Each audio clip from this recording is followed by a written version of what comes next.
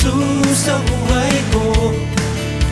Binigyan mo ng tuwa at sigla ang puso kong ito. Kaya o Diyos, papuri ay sa'yo.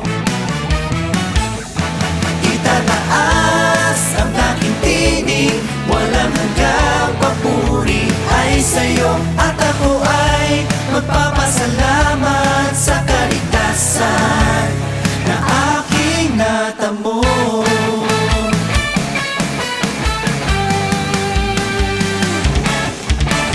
Dati-rati ang buhay, punong-puno ng lumbay, walang pag-asa at nagdurusa.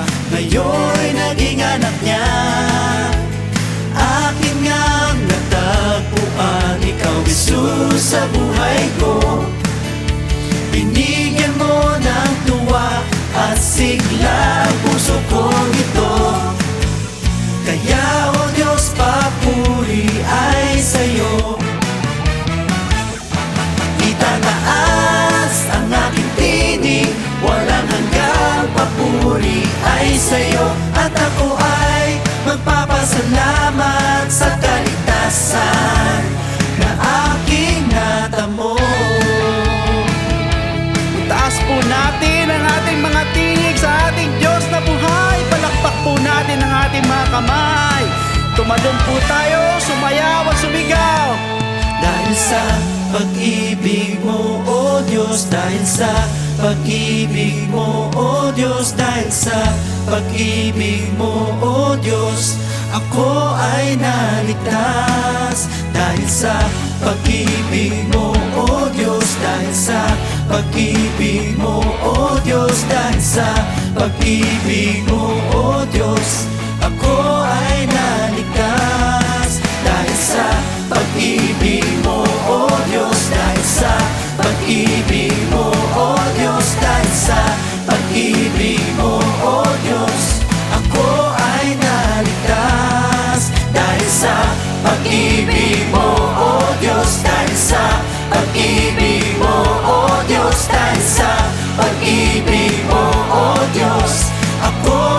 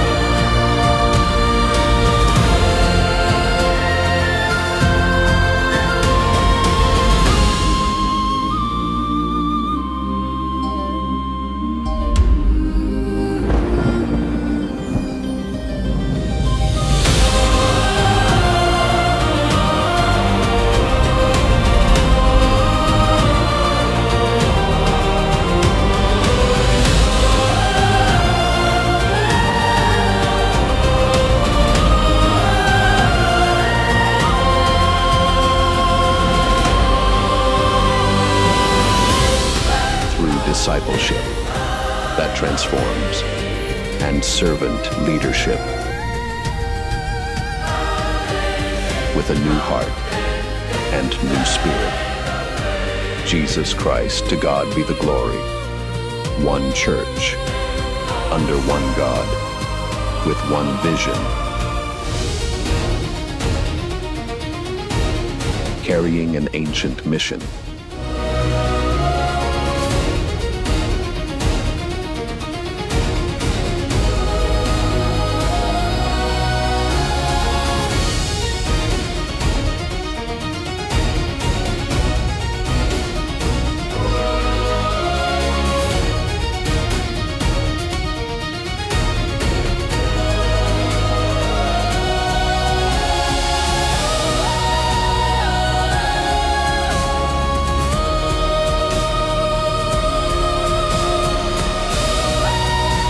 By the help of God, we shall fulfill our mission.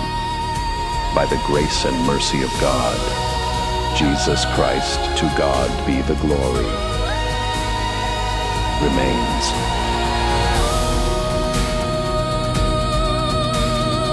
Undivided.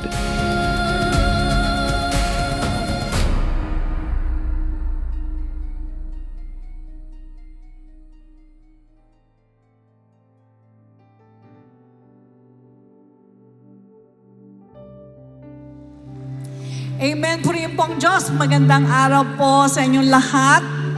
At sa mga kapatiran natin na nasa Luzon, Visayas, Mindanao, at sa mga international extension churches natin. Ganon din po sa inyong lahat na naka-tune in at makikisa pong maghandog sa ating Diyos na buhay para po sa pagsamba, pasasalamat at sa pakikinig ng kanyang dakilang kalooban. Welcome po sa Friends Again ng Jesus Christ. To God be the glory. Amen. Praise God. Sabi mo sa katabi mo, salamat nakarating ka. Purihin ang Diyos. Alam po niyo, nakakagalak mong tignan na marami tayong kapananampalataya. Na ang faith natin, hanggang kaya natin maglingkod sa ating Panginoon, ginagawa natin. Kaya sabihin mo sa katabi mo, salamat muli at nagkita tayo. Amen. Praise God. Kuminsan po isipin natin, lakas ng ulan. Paano kami magsuserve sa iyo? Paano kami magpupuri sa iyo ng sama-sama? Pero Lord, kung loobin mo, gawin mong maayos ang ulan na to upang kaming lahat ay makapunta sa Cuneta at sama-sama magpuring muli. Di po ba? Dinidinig ng Panginoon yan. Sabi nga, pag tayo daw ay pupunta sa ibang bansa, kailangan ba tayong late kahit na umuulan, bumabagyo? Di ba nagmamadali tayo? Baka iwan tayo ng eroplano. Ganon din sa pagsamba natin sa ating Panginoon. Walang hindi pwede. Hanggat kaya natin, gagawin natin. Amen? Bakit? Dahil importante ito. Kung bumabagyo, lumilindol, importante ang tayo po ay sumamba sa ating Panginoon. Alright po, tayo po magbasa muna ng ilang talata sa Biblia. Hebrew chapter 4, verses 11, 14, and 16. Let us therefore be diligent to enter that rest, lest anyone fall according to the same example of disobedience. 14, seeing then that we have a great high priest who has passed through the heavens, Jesus the Son of God, let us hold fast our confession. 16, let us therefore come boldly to the throne of grace, that we may obtain mercy and find grace to help in time of need. Purihin po ang ating Panginoon. Alam din naman po natin na nung tumatawag ang Panginoong Hesus, na sabi ko, come unto me and I will give you rest. Yung mga nagpapagal, I will give you rest. Isa sa rest na binibigay ng ating Panginoon, sa kabila ng maraming problemang dumarating, ay payapa pa rin tayo. Bakit? Yan ang dahilan kung bakit bumaba ang Panginoon. Naawa siya sa mga tao dahil wala ng kapahingahan. Amen? Kaya yung nagbigay sa atin ng kapahingahan, dapat natin talagang papupurihan, dapat natin nasasambahin, sapagkat yan ang kinulang ng mga tao noong unang panahon. nakalimutan na ang kabutihan ng Diyos. Kaya naman sunod-sunod yung mga pagsubok na dumarating. Pero sa atin, kinakailangan po talagang diligent tayo na sundin ang kalooban ng Diyos. Amen. Iyuko po natin ang ating mga ulo. Let us pray. Dakilang Ama, maraming salamat po sa inyo sapagkat sa kabila po ng mga tag-ulan ngayon at kung minsan ay sagabal ang ulan sa pagdalo namin sa gawain upang makiisa kami sa sama-samang pagpupuri, ay gumagawa ka pa rin ang paraan upang matuloy po ang aming pong pagsamba sa inyo. Sapagkat alam namin na walang higit pa sa bagay na gagawin namin na kami sama-sama magpupuri sa inyo kaysa sa ano pa mang bagay na gagawin namin dito sa mundo. Kaya hinihiling po namin, gawad mo ang basbas mo sa amin, O Diyos, at kami po'y pagpalain mo. Bigyan mo kami ng bukas na kaisipan, puso mapagkumaba na lahat ng bagay na maririnig namin, lahat ng bagay na makikita namin sa paligid namin ay aming damahin at aming mapatunayan sa sarili namin na kami ay nasa iyong dakilang presensya. Ibuhos mo masaganang pagpapala mo sa bawat isa at iyong banal na Espiritu Santo. Higit sa lahat, gamitin mo ang aming beloved Bishop Louie sa pangangaral ng salita ng Diyos. Kayo ang siyang muling gumamit sa Kanya. Nagtitiwala kami, Ama, na ang mga pananalita niya, ang mga katuruan niya ay galing sa iyong dakilang kalooban na magdudulot sa amin ng panibagong kalakasan. Sa iyo po lahat ang kapurihan, O Diyos. In Jesus' name we pray. And everybody say, Amen.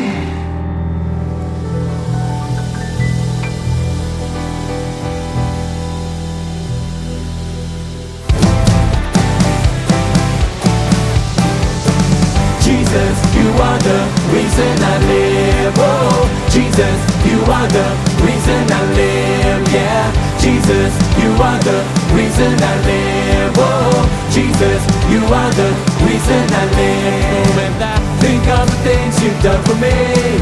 Jesus, you are the reason I live. And I wanna know you more each day. God, please open my eyes. Show me your way. You are the reason I live in this world. You are the one that I want to be like.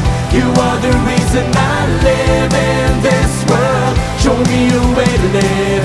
I wanna be like church, you. Jesus. You are the reason I live. Oh, Jesus, you are the reason I live. Let's shout, Jesus. You are the reason I live. Oh, Jesus, you Let's are look the back. reason I live. Think of the things you've done for me. Jesus, you are the reason I live. Yes, Lord. And I wanna know you more each day. God, please open my eyes. Show me your way. You are the reason I live in this world. You are the one that I want to be like. You are the reason I live in this world. Show me the way to live. I wanna be like you. Jesus, you are the reason I live. Oh, Jesus, you are the reason I live. Yeah, Let's sing, Jesus. you are the reason I live. Oh, Jesus, you are the reason I live. I'll always go your way. That will never change. You will be the one for all my days. I'll always go your way. That will never change. You will be the one for all of my days. Come on, church, let's sing. Reason I live. Oh, Jesus, you are the reason I live. Yeah, Jesus, you are the reason I live. Oh, you are the Come on, church. Jesus, you are the reason I live. Oh, Jesus, you are the reason I live. Yeah, Jesus, you are the reason I live. Oh, Jesus, you are the reason I live.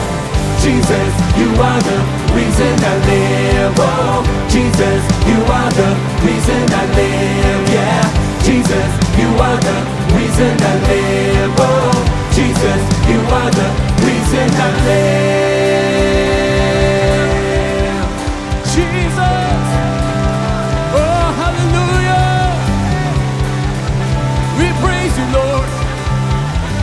praise you, Jesus.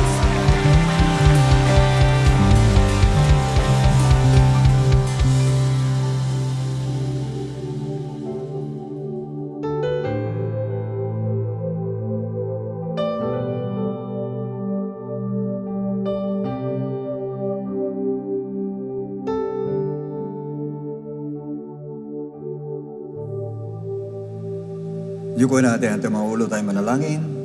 Dakilang Ama, salamat po Panginoon sa araw na ito. Sa kabila ng sungit ang panahon, O Diyos, ulan, bagyo, nandirito pa rin kami Panginoon, nagpupuri sa iyo. Tinataas ka namin Lord, sinasamba O Diyos. At handa pa rin ang aming mga puso at isipan O Lord para makinig na yung banal na salita. Tulungan mo kami sa araw na ito na ikaw mismo Lord, siya mangusap sa amin, manguno sa amin. At tulad mo dumaloy sa amin, Panginoon, special anointing mo, Lord, tungkol sa lahat ng mga anak mo na nandirito, O Diyos, para madama namin ang presence mo sa lugar na ito, Ama.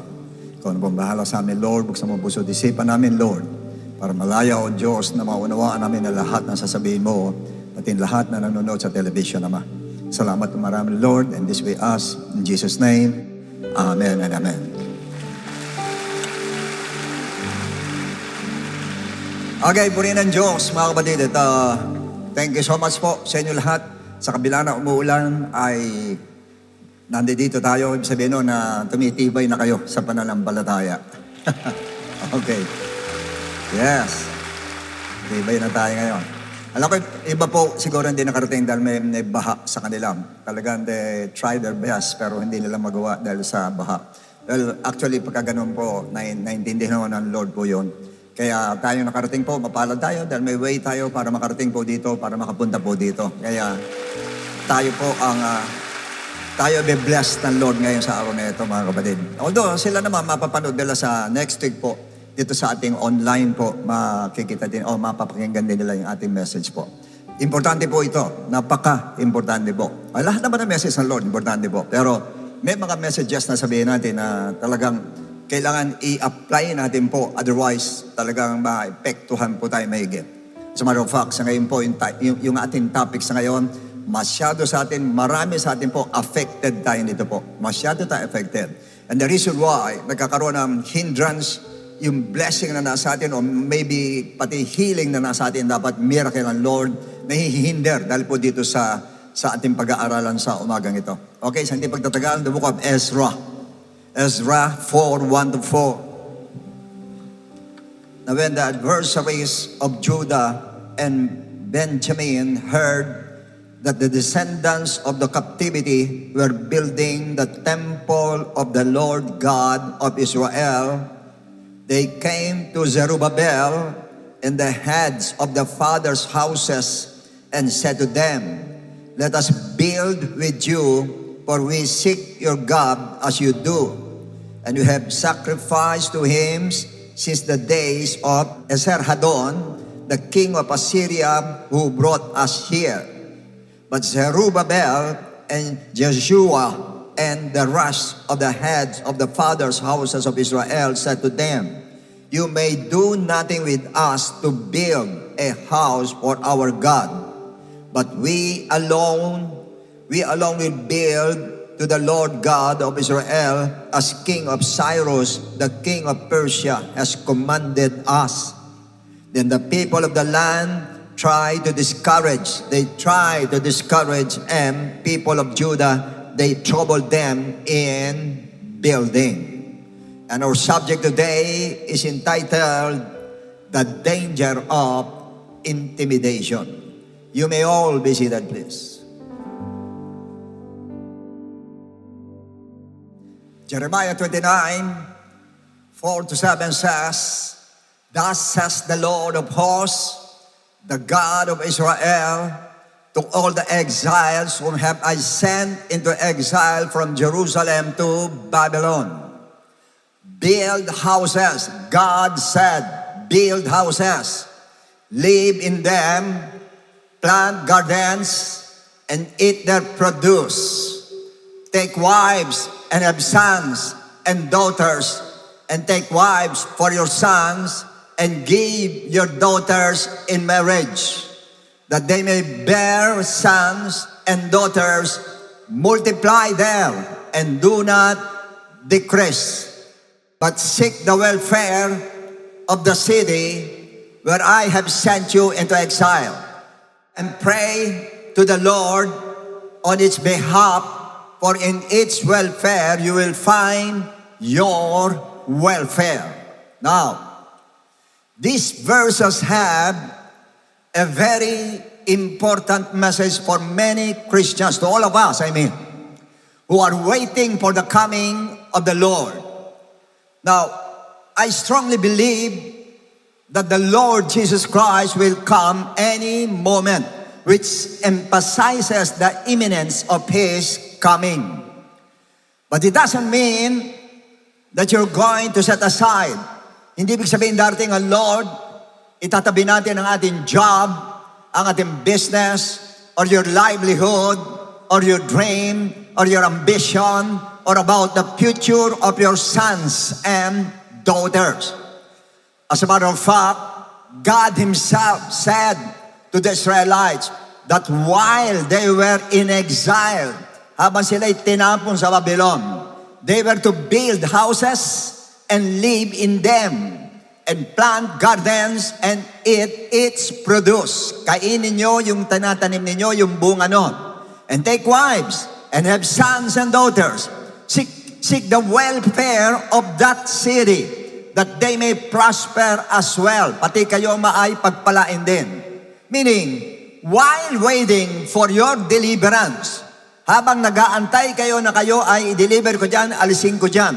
At habang tayo rin nag-aantay sa ating Lord, live normally, live fruitfully, and enjoy your life according to the will of God. Likewise sa ating boat, pagdating sa prosperity, tila baga unrealistic ang prosperity sa ngayon because of the global economic crisis and the negative signs before the coming of the Lord. But I'm quite sure that prosperity is still possible. Pwede pa rin tayong pagpalain ng ating Lord. For the Christians during this season of crisis, season of war, season of calamities, pwede pa rin i-bless tayo ng ating Lord. Namataan ko isang ating pastor doon na hanggang ngayon po ay umaapaw ang blessing sa kanya. That's why it's time for you to restore or to rebuild your desire to prosper. Kailangan meron tayong ganun po. May desire pa rin tayo sa kabila ng global crisis na nakikita natin, may desire pa rin tayong pagpalain tayo ng Lord. I-bless tayo ng Lord. Huwag mawawala ang desire na yon. As long as your major reason is for the advancement of the kingdom of God, yan ang unang reason, and to have sufficiency for your family, pwede po yun, para sufisyente ang pamilya, and likewise, to help our less fortunate brethren o tulungan yung mga kapatirang nahihirapan.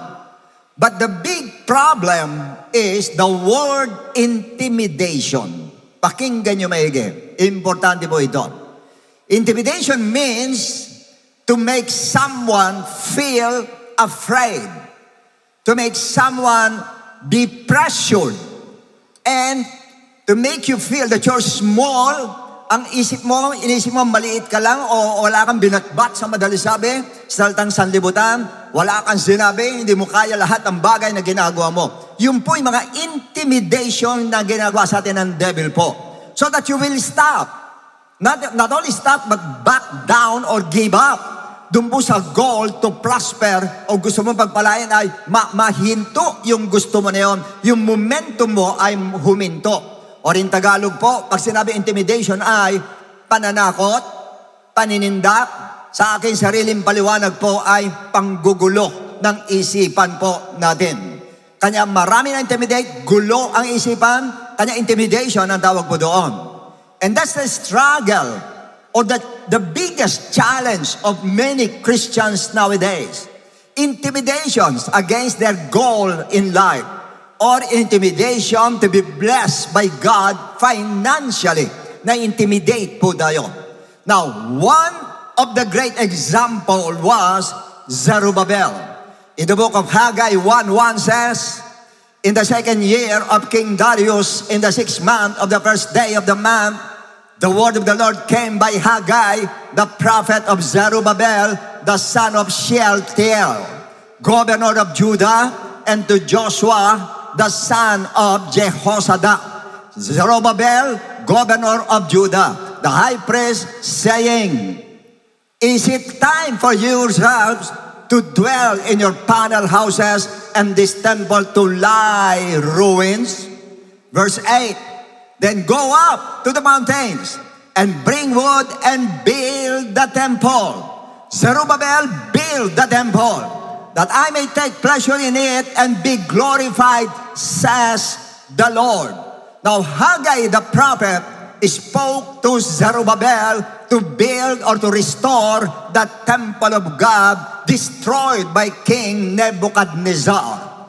Now, but the devil used one of his effective weapons, and that is to distract Zerubbabel o bigyan siya ng intimidation, which is intimidation ang tawag po. And his purpose is to delay or maybe to stop the rebuilding of the temple. Now, talakayan natin first, intimidation of Zerubbabel. Through deception. Intimidation through deception. Ezra 4:1-3. Now when the adversaries, kalaban, ng Judah and Benjamin heard that the descendants of the captivity were building the temple of the Lord God of Israel, they came to Zerubbabel and the heads of the fathers' houses and said to them, let us build with you. Sasama kami para itayo ang temple of God. For we seek your God as you do. And we have sacrificed to him since the days of Esarhaddon. Ibig sabihin itong mga taong ito, kalaban ng Diyos, kunyari magjo-join sila. A king of Assyria who brought us here. But Zerubbabel and Jeshua and the rest of the heads of the fathers' houses of Israel said to them, you may do nothing with us to build a house for our God, but we alone will build to the Lord God of Israel, as King Cyrus, the king of Persia, has commanded us. So the enemies of Judah and Benjamin heard about the plan of building the temple of God. So they came with a fake offer. Fake po yung offer nila na tutulong sila. Ang sabi nila, let us build with you. Meaning the enemy will first try to join you. Magjo-join muna sa'yo. Yan po ang gawa ng enemy po. Kaya mag-ingat po tayo, may tatayo kang business, may magjo-join sa'yo, tignan mo. Baka yung po yung kalaban po, pababagsakin lang ang business mo. Minsan kagrupo mo, hindi mo alam, yung pala pababagsakin ang business mo. Nandyan po ang tinatawag na deception ng devil po, na hindi mo alam, mag-i-intimidate sa ating pagdating ng panahon. Yun po ang gagawin nyo, kanya magjo-join sa grupo para intimidate sila. Habang gumagawa, intimidate mo sila. I-istorbohin sila habang gumagawa sila. Now, but Zerubbabel knew the plan. Naramdaman niya. Kaya that's why he was not intimidated. Hindi siya intimidate. Instead, without hesitation, he bluntly told them. Ano sabi niya gano'n? You may do nothing with us. Wala kayong magagawa sa amin, or we do not need your help. Hindi namin kailangan ng tulong ninyo. For we alone, kami lang, ang gagawa at magtatayo ng temple of God. Yun ang sabi niya doon sa mga deception. Ganun siya kasensitive nung oras na yon sa intimidation po. Ganun niya sinasangga ang intimidation nung oras na yon. Kaya pasado siya sa unang test ng intimidation. However, pangalawa, second intimidation is through discouragement and trouble. Ezra 4:4.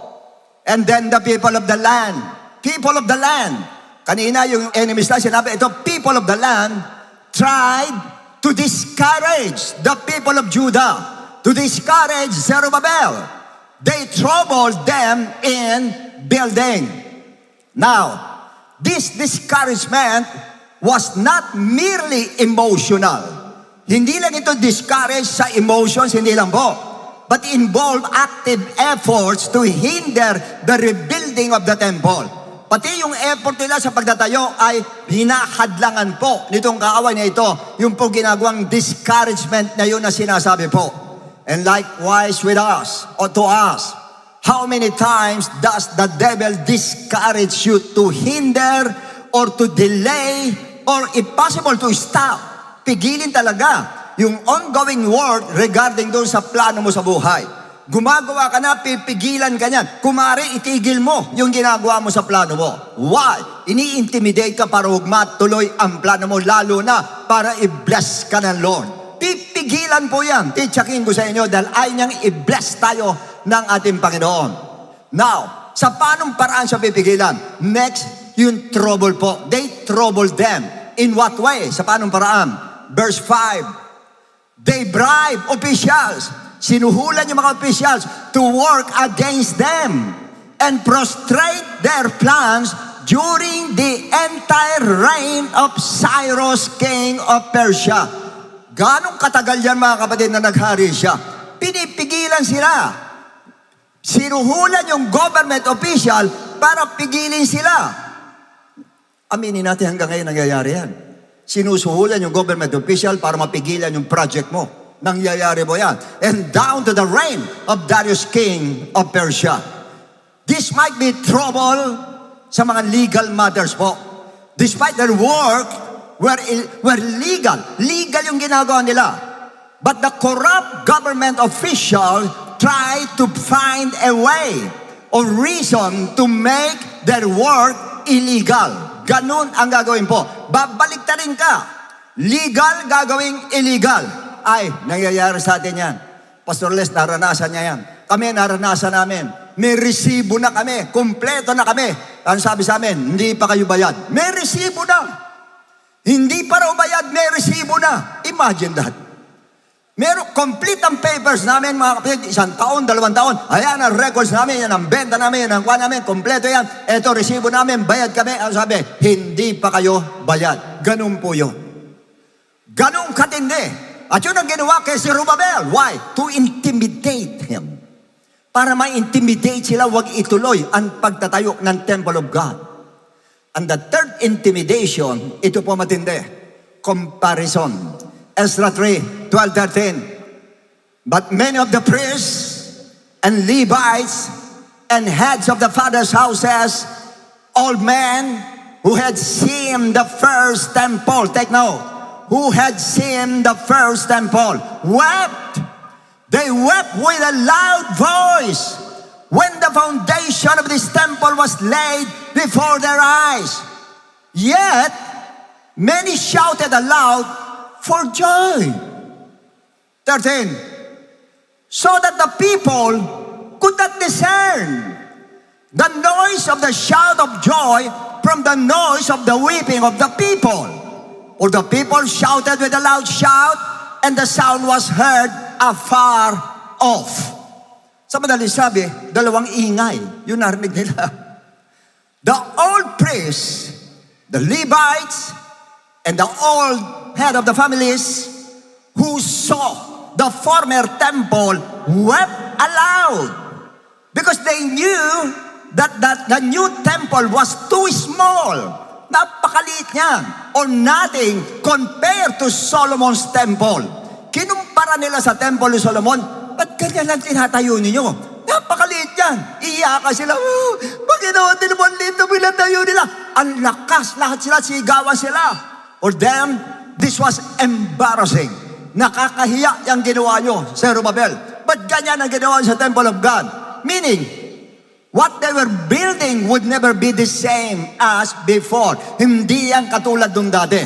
So they wept aloud. Iyakan sila. Imagine yung mga Levites pa umiiyak. Yung mga priests, iyakan sila. Yung mga head of the family sa matatanda, iyakan lahat. And this was very intimidating and discouraging on the part of Zerubbabel. Siguro kahit ikaw madi-discourage ka. Because these priests, Levites, who were servants of God, instead of rejoicing and appreciating their efforts in rebuilding the temple of God, they wept aloud.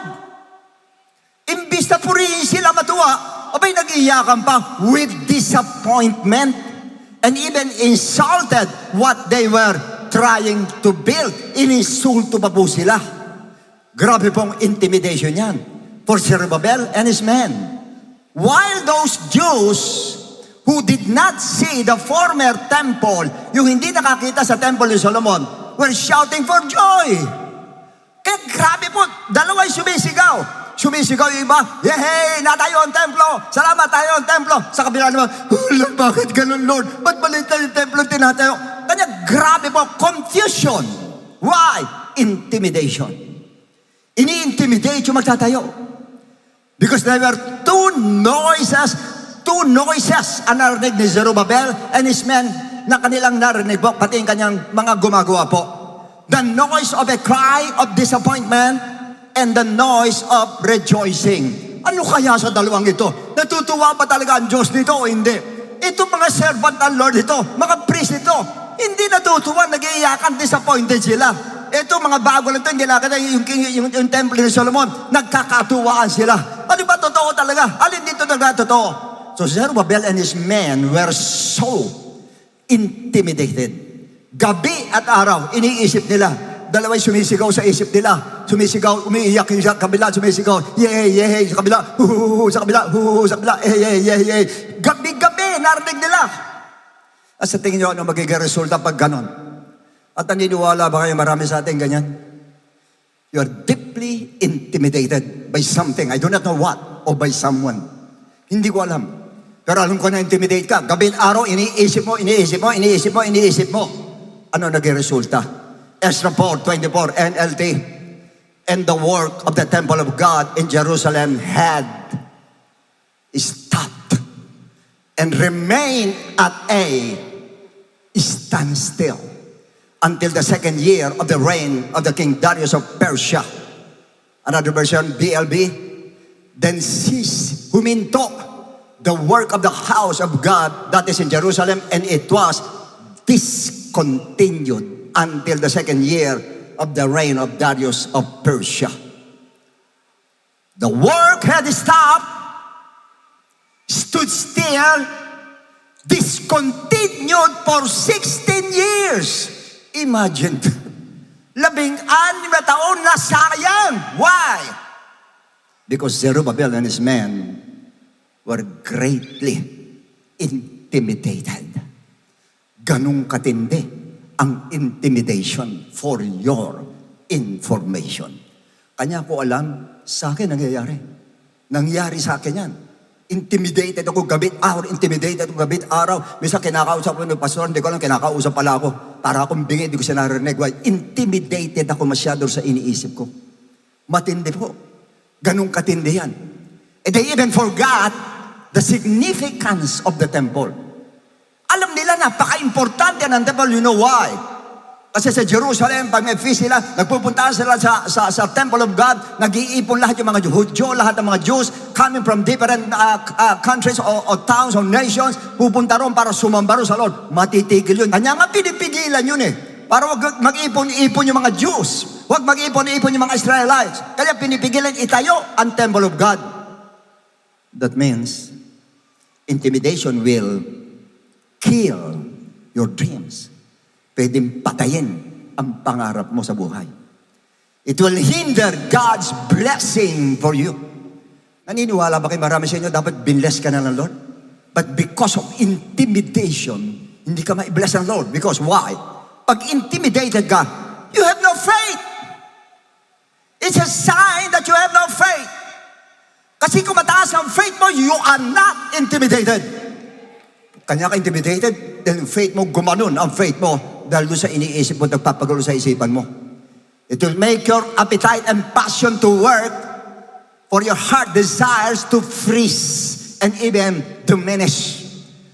Mababawasan yung heart desire mo, yung momentum mo, mababawasan sa dream mo. Why? Dahil intimidated ka. And it will result in discouragement. Not only discouragement, but the loss of peace of mind. Kanya marami hindi makatulog sa ngayon. Why? Intimidated mind, bothered mind ang nangyari po. And the worst, hindi lang po discouragement, demoralization. Madedemoralize po tayo pag ganyan ang nangyari sa atin. Pag demoralize, basically, yan po, depression na po ang bumapasok niyan. In other words, Intimidation will destroy your future. Yung kinabukasan mo, wawasakin yan. Because you are deeply and you are greatly intimidated or totally intimidated by the devil. Kanya pirming ganon ang ginagawa ng devil sa atin, maglalagay ng lahat ng klase ng intimidation, ilalagay sa iyo. It's either sa finances, it's either sa emotions, it's either sa people, o saan man yan, lalagay niya. As a matter of fact, ilang mga tao ngayon na hindi makatrabaho ng gusto dahil intimidated ang mind. Ando na error sa trabaho, pirming pinamamali. Why? Wala sa wisyo o wala sa isip niya. Why? Intimidated ang mind. Meron kaming ganyan kasama sa bahay po. Talaga ilang beses ko na sinabi, 2 buwan na yata yun. Sister, lalagay mo to rito pagmaga, lalagay mo to pagmaga, wala pa rin. Tuwing umaga, lalagay mo rito. Oh, sister, lalagay mo, nalimutan mo naman, pasensya na po. Kinabukasan, nalimutan ko na, pasensya na po. Kinabukasan, why? Intimidated mind. Because almost every day tumatawag yung anak niya, may problema yung anak niya nasa probinsya. Intimidated siya ngayon. Kinuwala siya sa wisyo pagdating sa hanabuhay. Nawala yung passion. Pagdating sa job, nawala. At hindi kumikita ang business. Isa yan. Kaya hindi kumikita ang business, intimidated ka. Huminto sa job o sa business because of intimidation. Maraming ganyan po. Marami sa atin na di-discourage sa business because you are totally intimidated by this global economic crisis, or it might be for some reason. Hindi ko alam. Pero merong intimidation sa'yo. In other words, intimidation will destroy your livelihood. Yung pinagkakakita, mawawasakin yan. And even your relationship with your loved ones, wawasakin yan. Ilan na winasak po ng ganyan? Yung isa yung babae o lalaki, nagseselos, kasaselos. Yung lalaki, selos sa kanya. Kanya yung lalaki ngayon, intimidated yung lalaki. Yung babae, intimidated din. Ano mangyayari dyan? Wawasakin po ang relationship. Hiwalay yan. Sigurado yun. Nagtagumpay ang demonyo. Why? Gabit araw, papaisip sa'yo. Hindi, ganun yan. May babae. Pero wala naman. Remember this. And listen carefully. More often than not, ang intimidation is a lie. Madalas yan hindi totoo. Madalas yan kasinungalingan lang. Para intimidate lang ang mind mo, para guluhin lang ang mind mo, para mawala ka sa wisyo, o mawala ka sa dapat mong kalagyan, at mawala ang blessing sa'yo, at mawala ang future mo, at mawala pati pamilya mo. Why? You are too much or greatly intimidated. Wawasakin po. Pati momentum sa ministry, wawasakin, and eventually, pati faith mo, wawasakin ng intimidation. Kaya sa inyo lahat nandito, alam ko nakaka-relate kayong lahat. At alam ko lahat tayo rito may intimidation sa atin. At alam ko marami sa atin binibili mo yung intimidation na yan. Kaya ganyan na itsura mo, tulala ka. Dalawa lang naman yan eh. Kung di ka tulala, mainit ang ulo mo. Pirmi ka inis, pirmi ka asar. Why? May nag-i-intimidate sa'yo. May bumubulong sa'yo. Kaya yung salitang bulong, hindi mo lang alam, lahat tayo may bulong. Naniniwala ba kayo lahat tayo may bulong? Yes!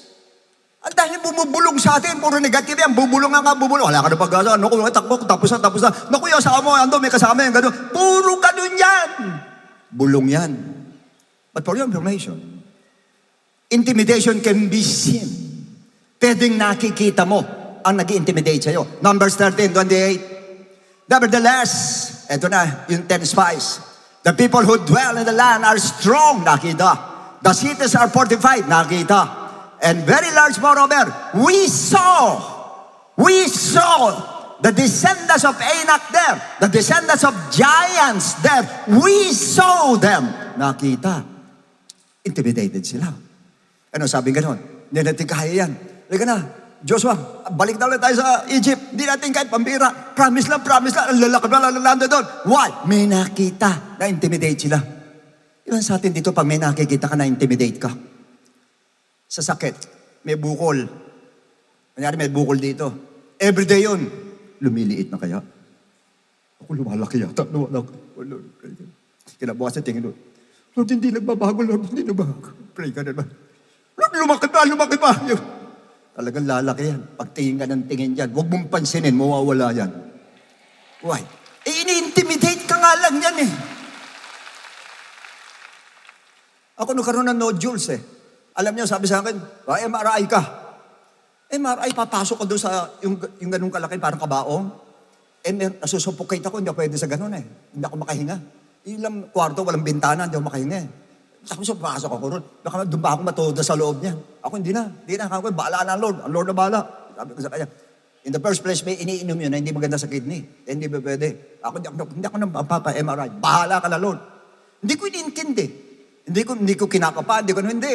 Pag naliligo ako, sige lang. Hindi ko, diretso. Ngayon, nakita ko flat na. Flat. Kanya kayo may mga symptoms. Huwag kang tingin sa symptoms nyo. Kasi ganyan tayo madalas eh. May bukol ako. Lord, palitin mo itong bukol. Durugin mo ito. Maganda naman. Durugin mo. Tapos na, Lord, naniniwala ko, dinurog mo na. Kinabukasan, kinapao. Naniniwala ka pala, ba't mo kinapauli? Kung naniniwala ka, hindi mo nakakapain yan. Basta Lord, wala na yan, tapos. Yun ang naniniwala. Naniniwala, kapa ka ng kapa. Yan mo siya. Hindi mo lang alam, tinitingnan ka ng Lord. Lord, naniniwala ko, wala na. Hindi mo na kinapa. O, paliitin ko na. Ganun kasimple. Nakikita lahat ng Lord yan. Kaya lang tinitignan niya kung mai-intimidate ka o hindi. Na-intimidate mga global crisis ngayon. Nakita niyo mga negosyante. Ano ngayon? Global economic crisis. Wala na, babagsak ang benta. Ang taas ngayon. Ang minimum ngayon, napakataas. Hindi na kaya. Tapos ka pag ganyan ka. Saan ba nag-umpisa ang minimum? Alam niyo kung magkano minimum ng araw? 4 pesos a day. Naging 6, naging 8, naging 10, naging 20, naging 30, naging 100, naging 200, naging 500, naging 600, naging 600, ngayon 700. Lahat yan tumaas. Nakaraos naman ang mundo eh. Bakit ka natatakot? Why? You are so much intimidated. Why? Yung faith mo, gumanon. Why? May nakita kang nagpa-intimidate sa'yo at may nabasa kang nagpa-intimidate sa'yo. Kaya ang resulta, financial intimidation, alam na natin po, no prosperity ang mangyayari sa atin. And intimidation can be heard. Yung naririnig mo, meron po. 1 Samuel 17, 8-11. Eto, si Goliath. Then he stood and cried out to the armies of Israel and said to them, Hey! Why have you come out to line up for battle? At pumila pa kayo dyan? Am I not a Philistine?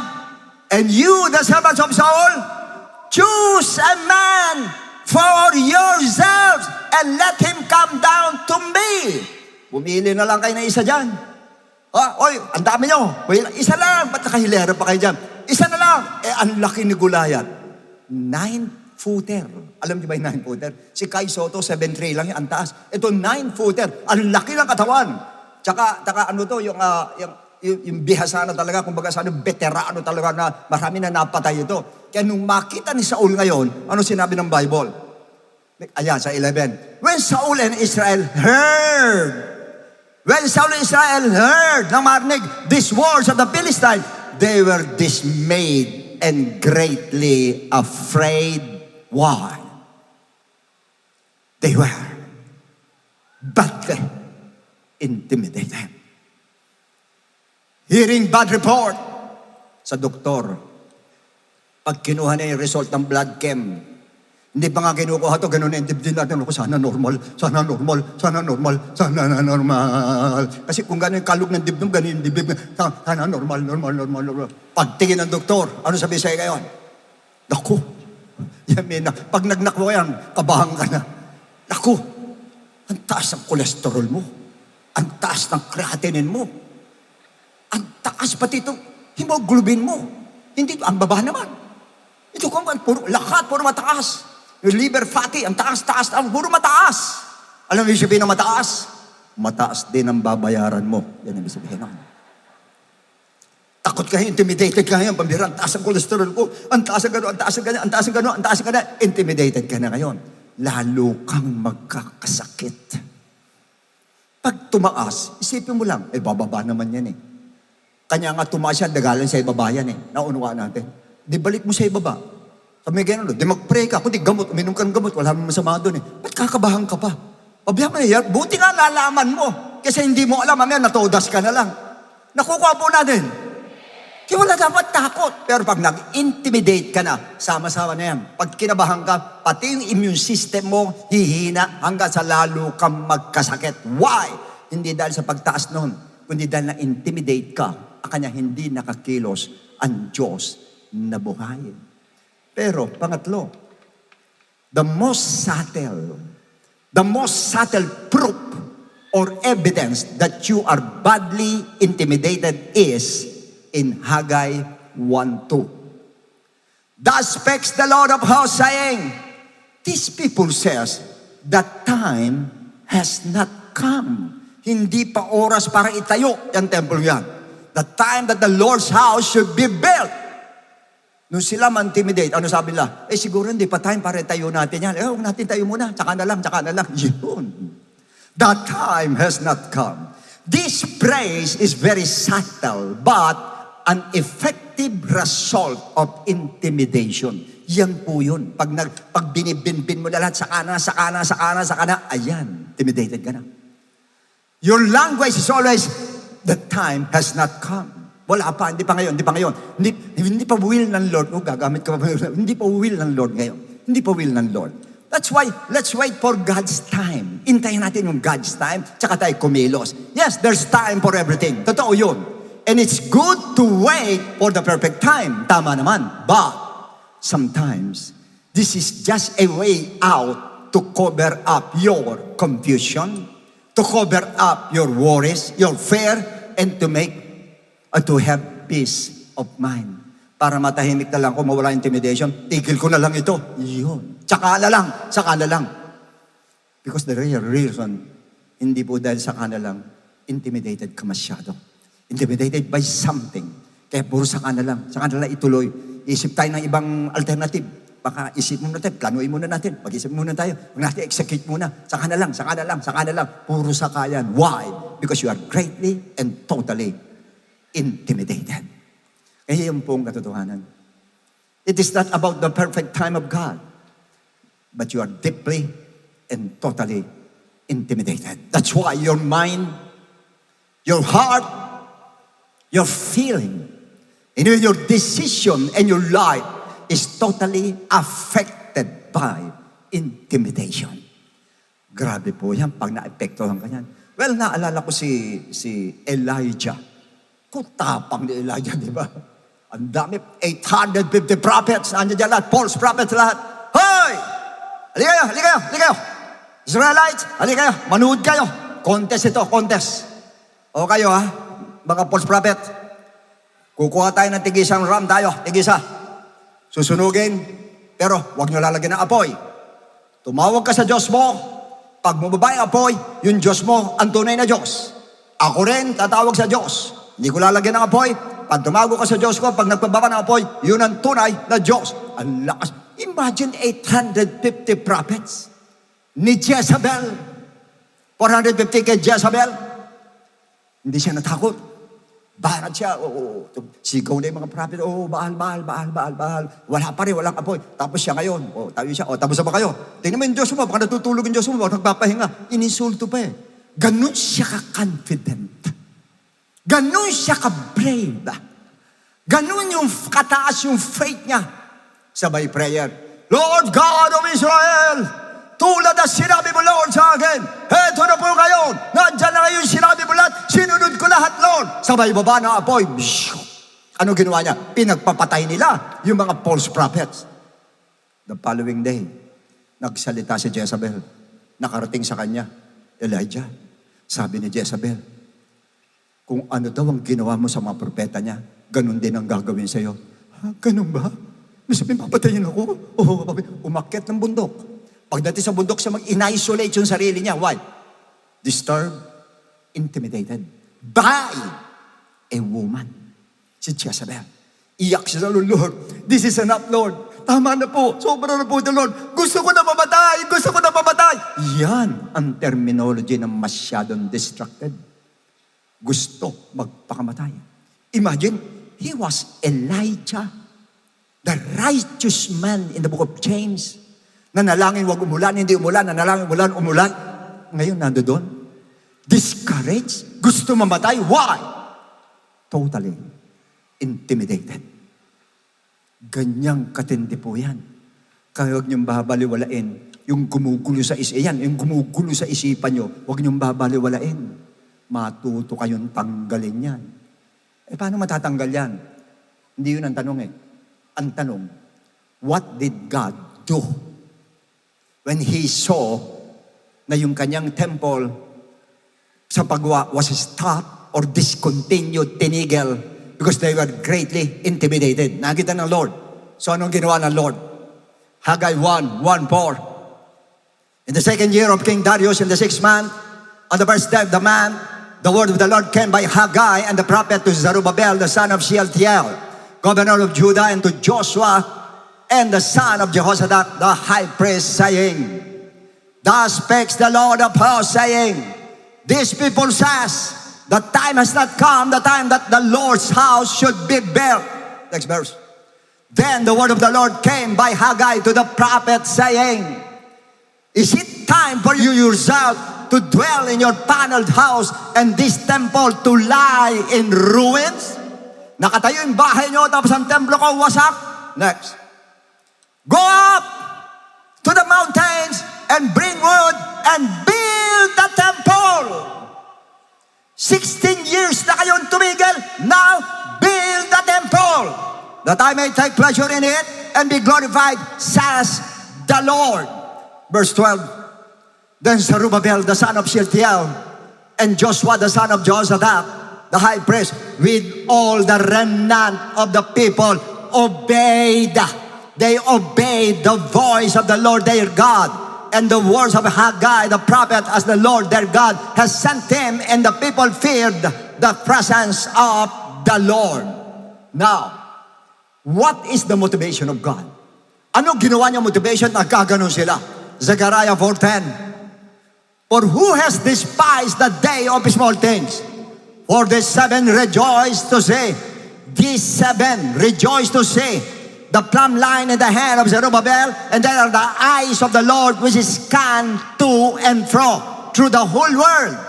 Enumerate natin. Number 1, who has despised the day of small things?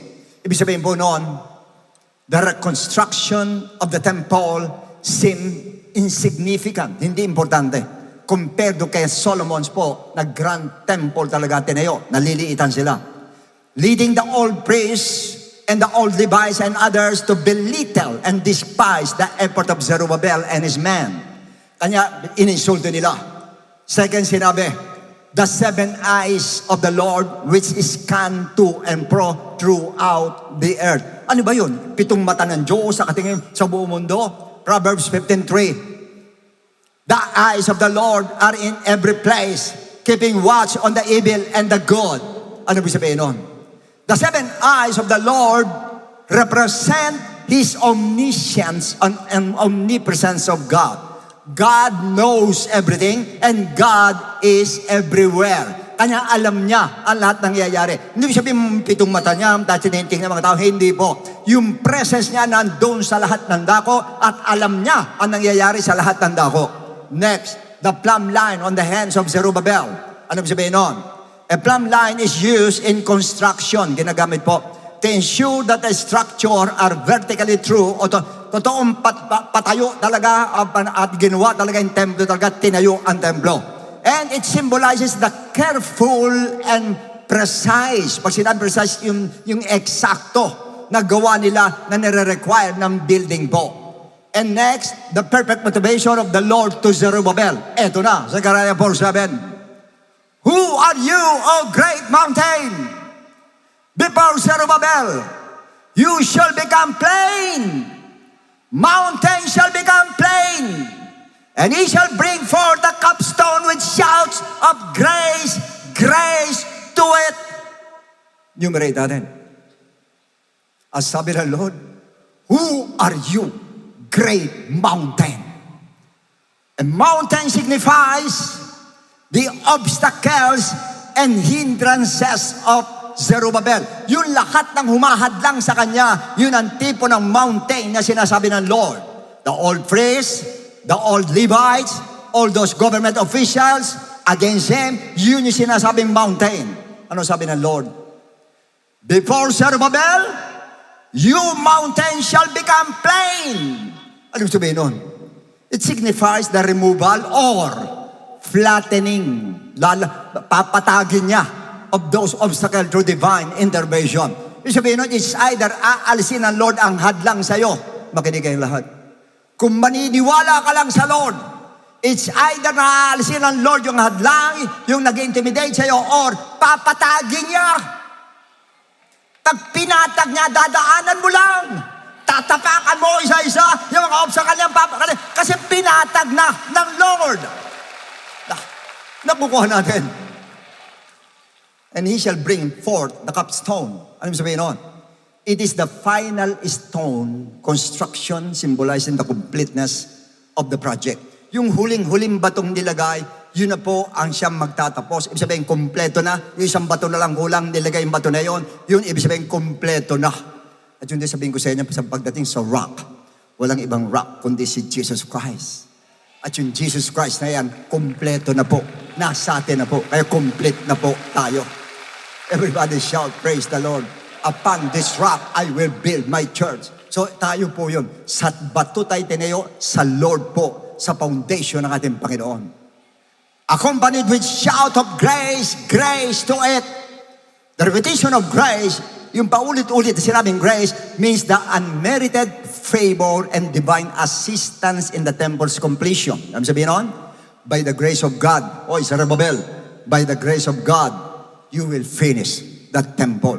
Sa biyaya ng Diyos, matatapos mo yan. At ako rin nagsasabi sa inyo lahat, sa biyaya ng Diyos, yung iniisip mo, pinaplano mo, at yung ginagawa mo, huwag ka lang magpa-intimidate, tatapusin ng ating Diyos na buhay. But the question is, what is the grace of God aside from salvation of souls in the New Testament? Of course, we're saved by grace through faith. Yung grace and salvation binigay ng Lord sa atin po.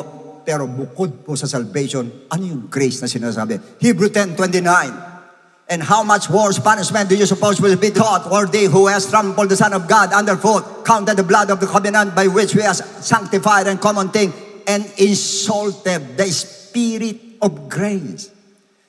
Pag sinabi Spirit of grace, it is the Holy Ghost. Holy Ghost, the Holy Spirit.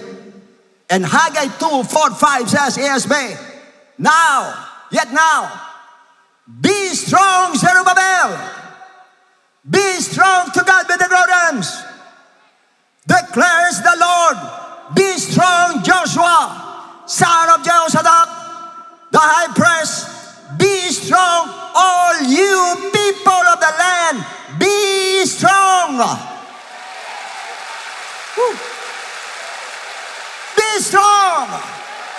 Be strong, be strong, be strong, be strong. Why? Work.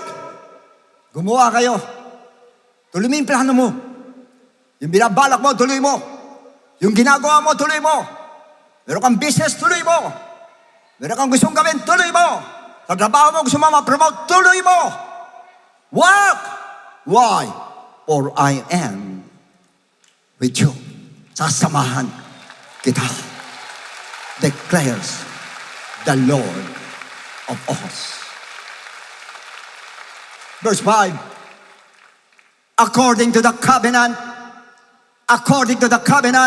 that I made with you when you came out of Egypt, my spirit remains in your midst. Fear not.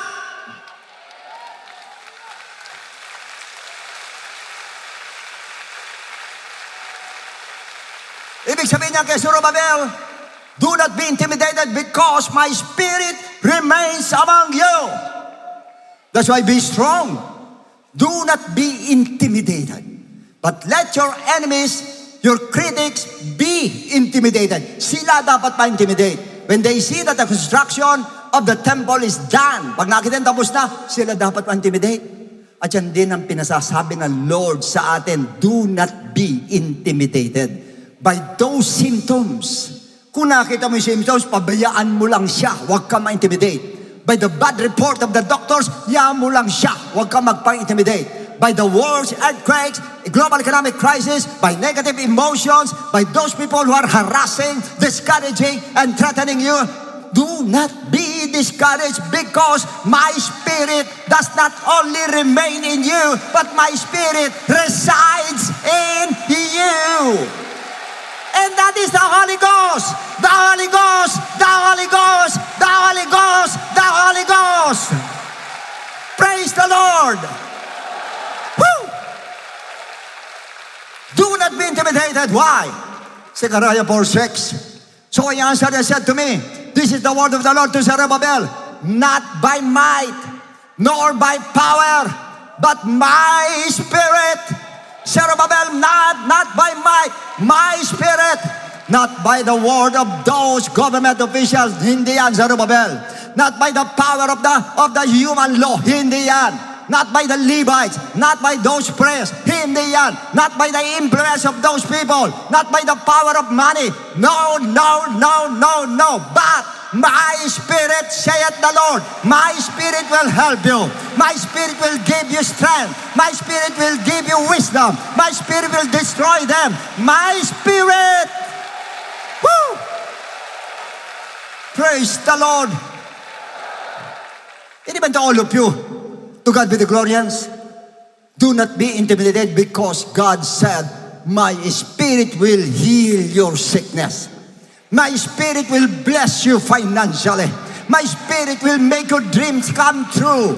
My spirit will settle your conflict with your loved ones. And my spirit will eliminate all your intimidation in your mind. My spirit, and most of all, my spirit will give you peace of mind. Woo! My spirit, thus says the Lord. That's why we have to depend on the Holy Ghost.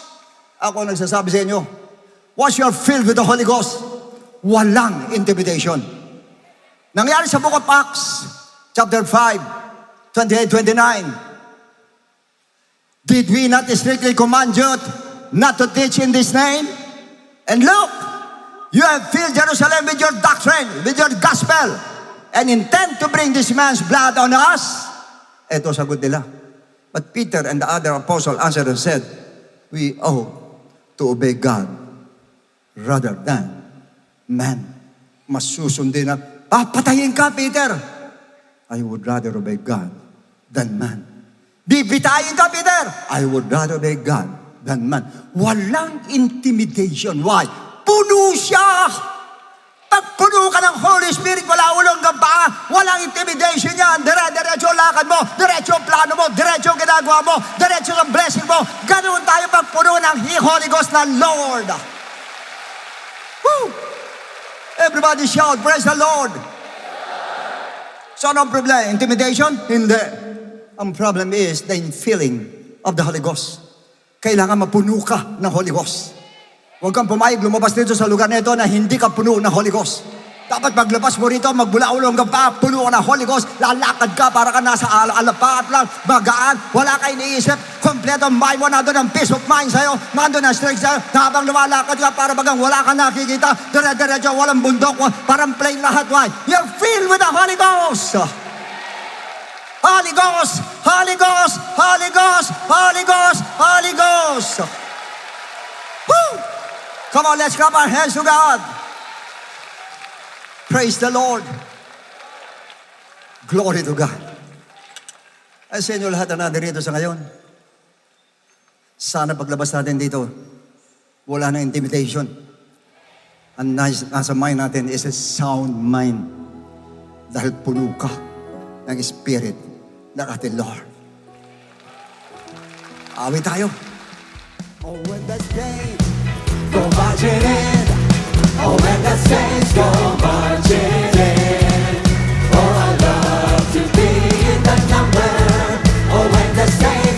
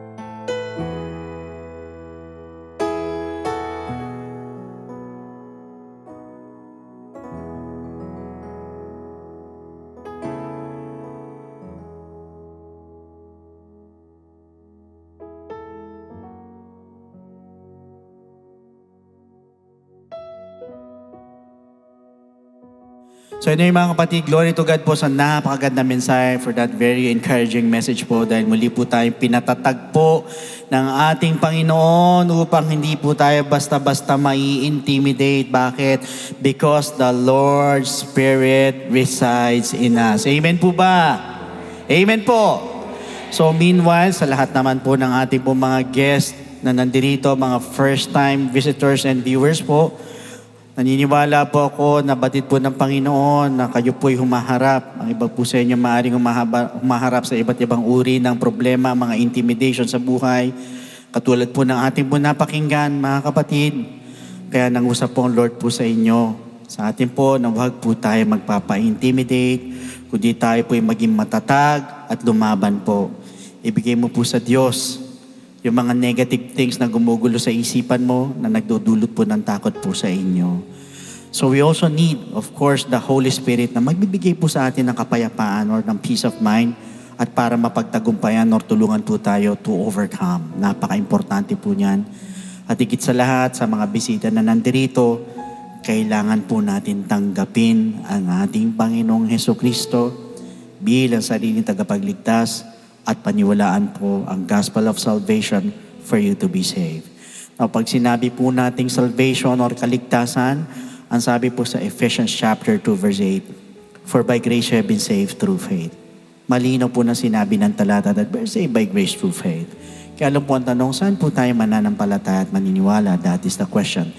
It is found in 1 Corinthians chapter 15 verse 1 to 4. It is about the death of Christ, the burial of Jesus Christ, and the resurrection of Jesus Christ na kailangan po natin sa palatayanan at paniwalaan. Perhaps ang iba po sa inyo, you're all familiar with that.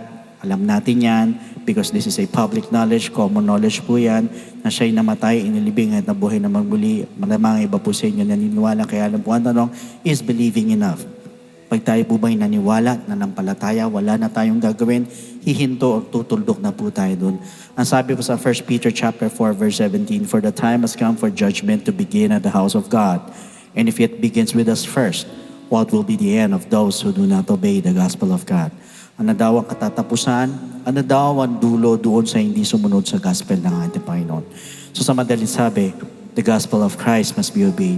Pag tayo po'y nanampalataya, tayo po'y naniwala, kailangan lakipan po natin ang pagsunod. Hindi po tayo matatapos sa believing, hindi din po tayo matapos sa pananampalataya, kundi ang gospel po'y dapat po sundin. Kaya lang po ang tanong, paano po natin susundin po ang gospel? It is found in the book of Acts, chapter 2, verse 38. First, we are going to repent. Tayo po'y magsisisi po ng ating pong mga kasalanan. We're going to ask for forgiveness. We're going to confess our sins. Kung pakiramdam mo, napakarami mo nagawang kasalanan, mabibigat na kasalanan, feeling mo, ikaw na yung pinakamaruming tao sa balat ng lupa. But for as long as andun po yung genuine repentance sa ating pong mga puso, hindi po tinitignan ng Panginoon ng pagkatao natin, yung nakaraan natin, kung sino tayo, kung ano man tayo before, ang tinitignan niya yung taos puso na pagsisisi. Believe me, brother, sister, the Lord is willing and able to forgive your sins. Diyan din po papasok yung death to sin, and that is the first step. We need to repent. Second, we need to be baptized in the name of Jesus Christ. Tayo naman po ibabautismo sa tubig, ilulubog po tayo sa tubig in the name of Jesus Christ. So kung una, siya po ay namatay, tayo po ipapatay natin po mga kasalanan through repentance. Pangalawa, siya po inilibing, tayo po ililibing po natin na ating po mga kasalanan through water baptism in the name of Jesus Christ. At ang sabi po sa Romans chapter 6 verse 4, therefore we were buried with Him through baptism into death, that just as Christ was raised from the dead by the glory of the Father, even so we also should walk in newness of life. Sa madalit sabi, we need to be baptized in the name of Jesus Christ for the remission of sins. Why? Because that water is a type of the blood of the Lamb that takes away the sins of the world. Hindi po ito paghuhugas ng dumi ng katawan, kundi ito po'y pagalis po ng ating pong mga kasalanan. So yung pangalawang step, we need to be baptized in the name of Jesus Christ for the remission of sins. Now the third step is we need to receive the gift of the Holy Spirit. Diyan naman po papasok ang ating transformation, ating pong regeneration. So tayo mababago na po ang ating Panginoon ay nabuhay na magbuli. In fact, mababasa po natin sa Romans 8:11, hindi po sa Titus chapter 3 verse 5. Brothers and sisters, pag sinabi po nating receiving the gift of the Holy Spirit, we're also receiving power. Power saan? Sa lahat po ng mga bisita na nandirito, ganyan sa mga first-time viewers, aminin nyo man hindi, lahat tayo may kahinaan. Maliit na kahinaan, malaking kahinaan pa rin yan. Kung minsan pinipilit natin magbago, ilang beses ka na nagsabi na New Year's resolution, perhaps bad habits, vices, yung mga bad attitudes, pinipilit natin magbago. Sa sandaling panahon, bumabalik ka sa dati. Bakit? Sarili mo lang. But once you receive the gift of the Holy Spirit, yan po yung sinasabi po natin power. Power saan? Power to overcome all our weaknesses. At yan din po yung magpapaalala po sa atin para makasunod po sa kalooban po ng ating Panginoon. So take note, ito po 3 bagay na ito ay kailangan maganap po sa ating po mga buhay. First, we need to repent.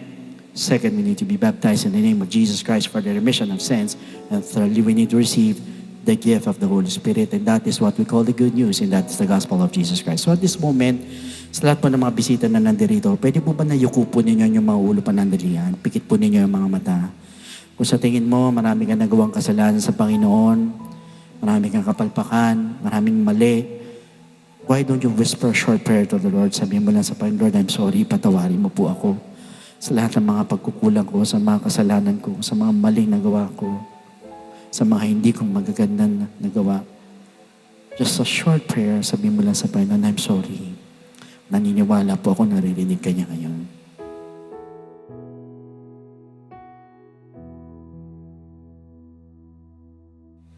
At habang nakayuko po ang inyong mga ulo, nakakapikit ang inyong mga mata, pwede po ba na itaas po ninyo yung 2 kamay bilang tanda ng pagsuko sa ating Panginoon?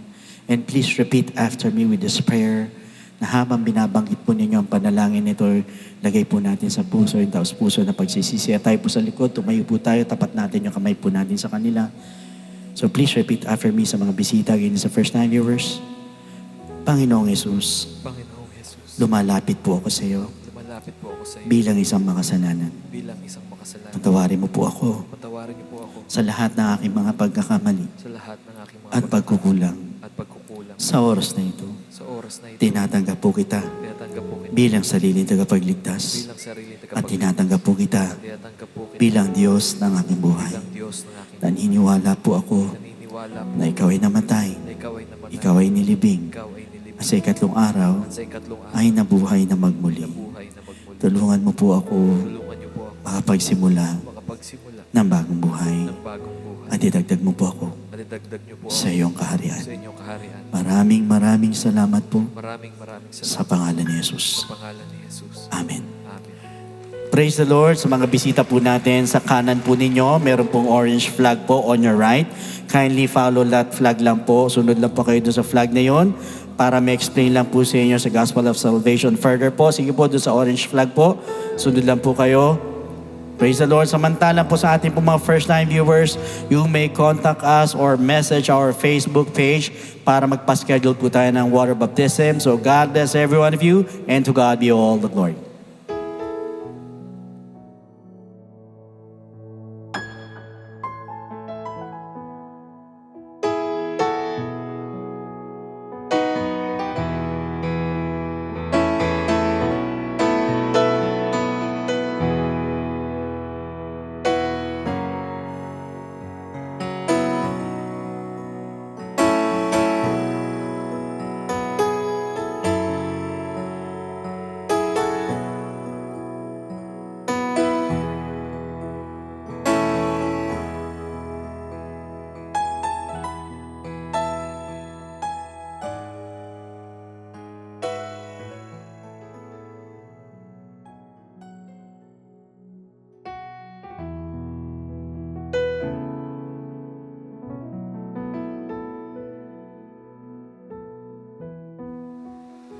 Amen. Praise God. Salamat po sa ating Diyos. At tayo po ay binigyan na naman ng kalakasan. Isang palakpak po sa ating Panginoon.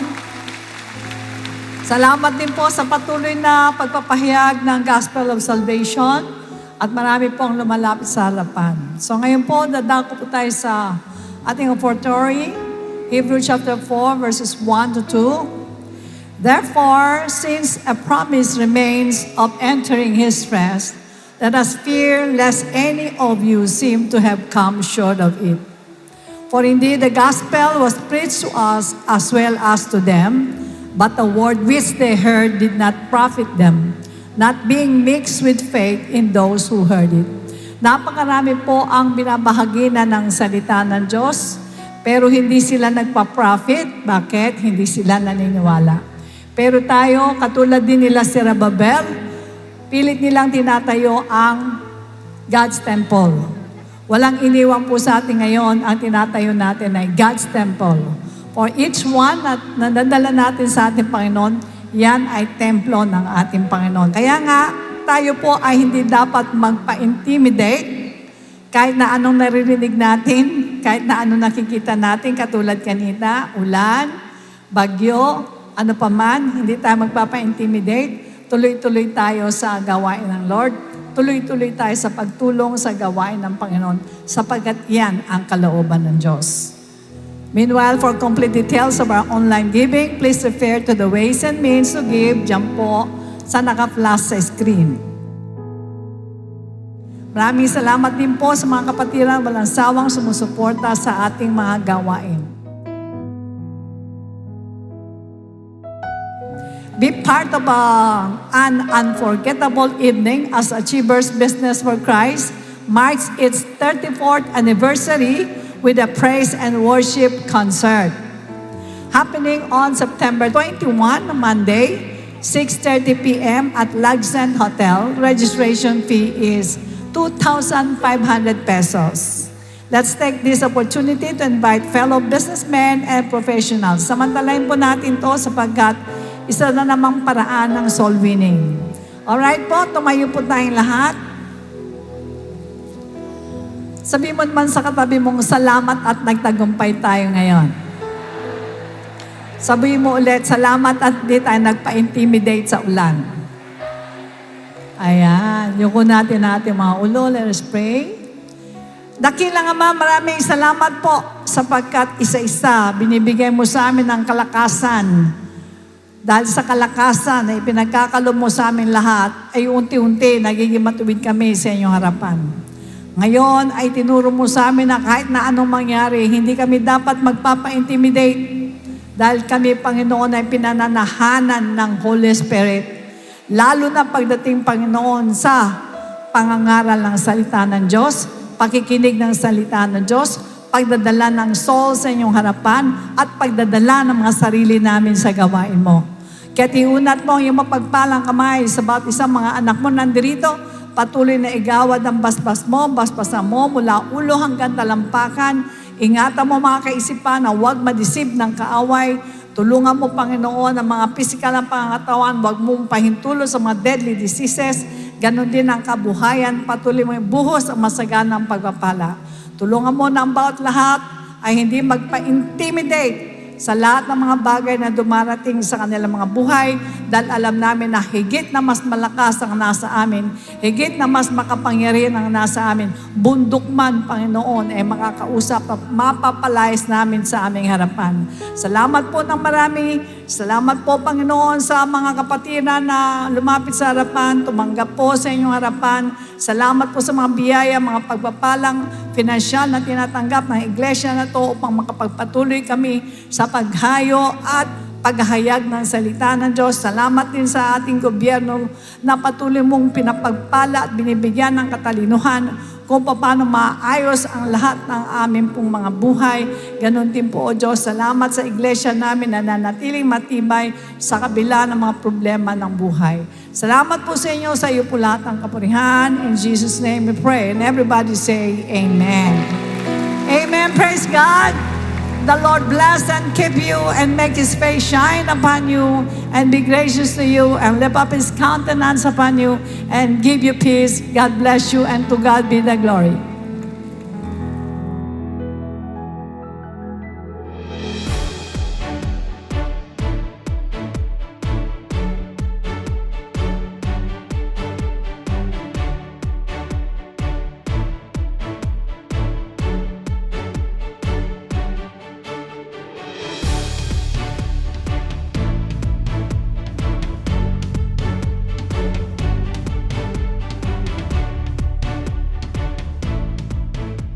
A wonderful day in the Lord to our dear brethren. May we kindly have your attention as we share these important reminders. You may kindly refer to these complete details for online giving and jet sell offerings.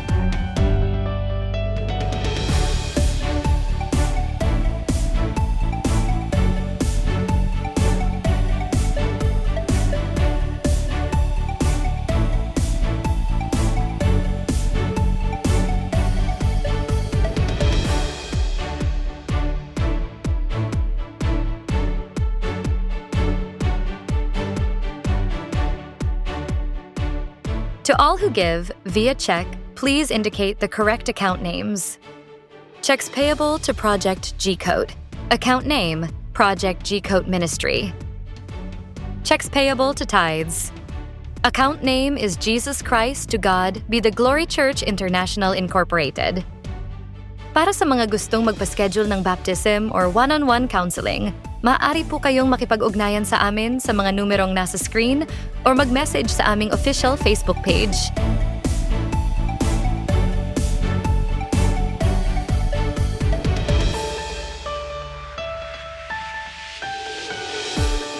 We're excited to bring you these church updates to help us all stay spiritually filled. Join us for a meaningful prayer rally as we gather for our on-site worship service, seeking a fresh move and revival from God. This Sunday, August 23rd, 10 a.m. at our new venue, Playtime Phil Oil Center. Bring your families and friends and let us experience the power of prayer together. Let us meditate on God's Word. Be blessed by testimonies of grace and unite in one accord. Join our congregational fasting and prayer on August 22nd, Saturday, happening at a new schedule.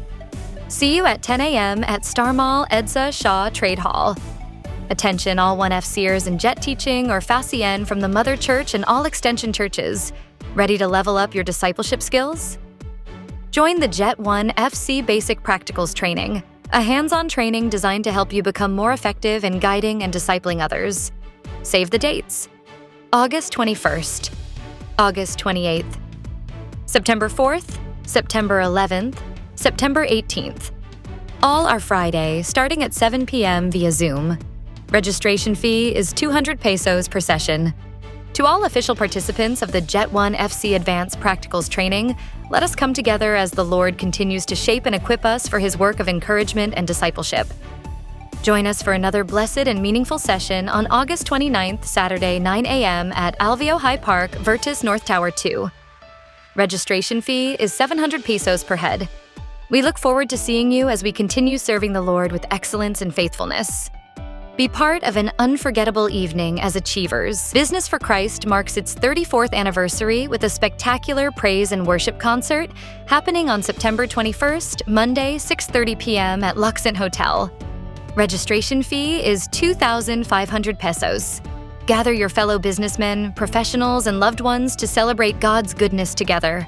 Hey 1FCers! The 1FC Lounge is open for your discipleship sessions. Come and enjoy a quiet, comfy space for your 1FC meetups. We're at the devotion area. See you there. The One Following Christ discipleship program goes digital. Like, follow, and support our official 1FC pages on Facebook and Instagram. Find us at @1FC Discipleship and let's begin sharing our mission on a worldwide platform. Stay connected with us. Follow JCTGBTG social media pages today and help boost our online presence. Subscribe to our official YouTube channel. Don't forget to comment, share, and like our online preaching and Infinite Devotion music videos. Connect with us on Facebook and Instagram and discover meaningful quotes and messages by following us on X and Threads. Follow the official TikTok accounts of our church and Infinite Devotion for more inspiring content. We're also excited to introduce our broadcast channels on Facebook and Instagram. Stay updated on the latest church events, announcements, and reminders. Just scan the QR code to join. New name, same devotion. Infinite Devotion is here to bring inspiring songs to your ears as we offer fragrant worship unto our infinitely powerful God. Listen to and follow Infinite Devotion on your favorite music streaming platform. We are delighted to present Infinite Devotion Covers, Volume 1, a collection of praise and worship songs performed by our church's homegrown worship team. Save these songs for your personal worship time and add them to your worship playlist.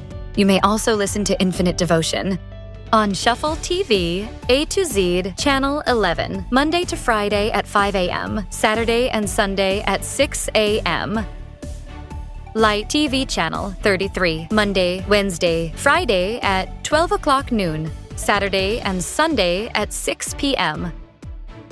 Listen to Infinite Devotion on One Radio. Put your God-given gifts to work for His glory. Join the Servants Force today. Volunteers and SF workers are especially needed for the Comrades team. Sign up via the QR code website, or at the info area every Sunday. We are now hiring. We are looking for qualified applicants for the following positions. Interested applicants may send their resumes to hrdepartment@jctgbtg.com.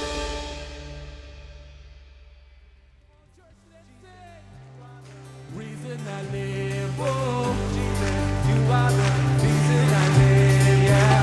Jesus, you are the reason I live, oh, you are the... Come on, church! Jesus, you are the reason I live, oh, Jesus, you are the reason I live, yeah. Jesus, you are the reason I live, oh, Jesus, you are the reason I live. Jesus, you are the reason I live. Oh, Jesus, you are the reason I live. Yeah, Jesus, you are the reason I live. Oh, Jesus, you are the reason I live. Jesus, oh, hallelujah. We praise you, Lord. We praise you, Jesus.